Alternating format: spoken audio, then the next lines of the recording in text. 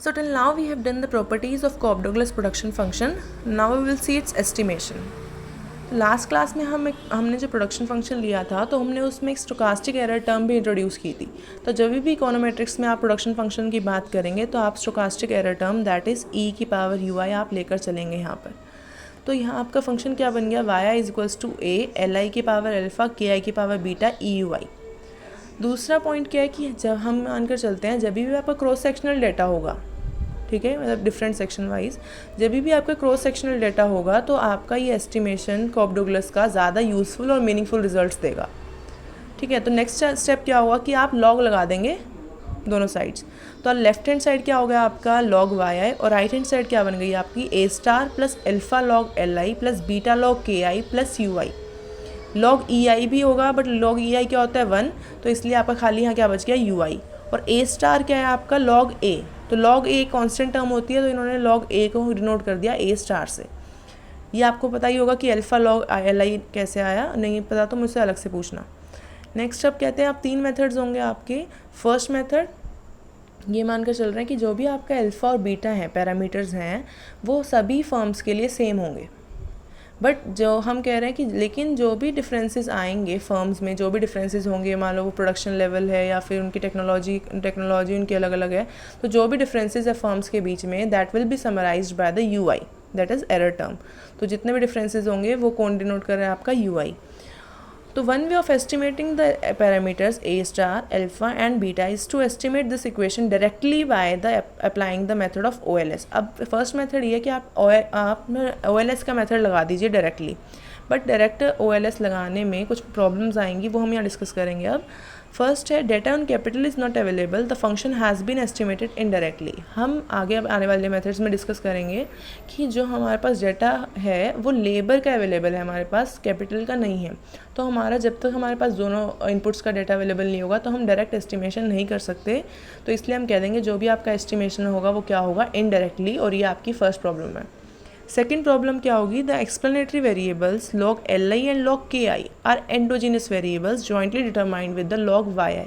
Endogenous variables क्या होते हैं, जिनके हम वैल्यूज़ निकालते हैं सिस्टम, पूरी जो इक्वेशन आपके सिस्टम ऑफ इक्वेशंस होते हैं उनको सॉल्व करके जो आप वैल्यूज़ निकालेंगे विद इन तो सिस्टम निकालेंगे तो आपके वो क्या होंगे एंडोजीनियस वेरिएबल. एक्सोजीनियस वेरिएबल्स क्या होते हैं, जो आपको ऑलरेडी गिवन होते हैं, जो आप अपने आप ये अज्यूम करके चलते हो, जिनकी वैल्यूज़ आपको ऑलरेडी पता होती हैं. ठीक है, तो यहाँ पर हम कह रहे हैं कि are endogenous variable jointly determined with the log Y I. इसका मतलब क्या है कि लॉग एल आई भी आपके लॉग वाई आई को इफेक्ट करता है और लॉग के आई भी आपके लॉग वाई आई को इफेक्ट करता है, और ये दोनों मिलकर भी आपके लॉग वाई में चेंजेस लाते हैं.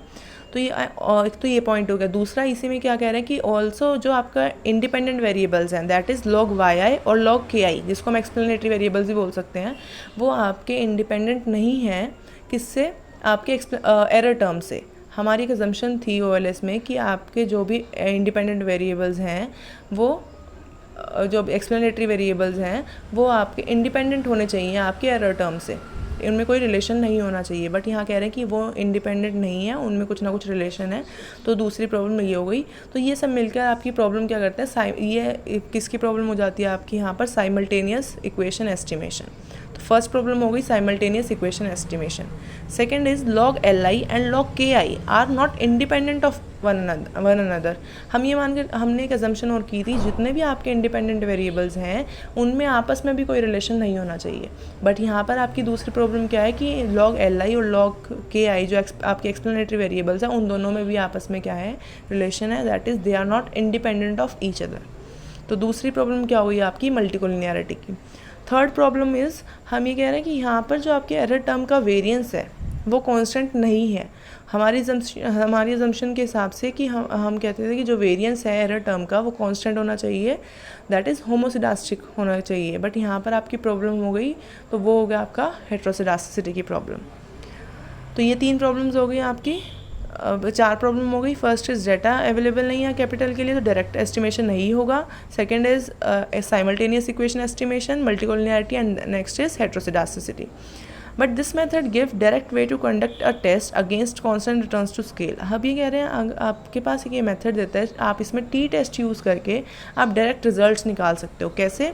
अब ये कह रहे हैं हम आपको एक आप जब टी टेस्ट यूज़ करते थे तो आप करते थे कि जैसे यहाँ टी टेस्ट आप देखें यहाँ यूज़ करते हैं तो alpha star plus beta star -1, जैसे आप करते थे एक्स माइनस एक्स बार, तो यहाँ पर एक्स क्या हो गया आपका alpha star plus beta star minus, यानी कि आप स्टैट्स माइनस पैरामीटर जब करते थे आप स्टैटिस्टिक्स में, तो हम यहाँ कह रहे हैं कि आपका क्या हो गया alpha star alpha hat plus beta hat minus alpha, ये वाला अल्फा प्लस बीटा यहाँ पर आएगा। बट यहाँ पर अल्फा प्लस बीटा की वैल्यू 1 है तो इन्होंने डायरेक्टली यहाँ से इसकी वैल्यू लिख दी। आप एक स्टेप और कर सकते हो कि alpha star plus beta star alpha hat plus beta hat minus alpha plus beta divided by standard error of alpha hat plus beta hat -1, जो भी आपको न्यूमरेटर में है वो डिनोमिनेटर में।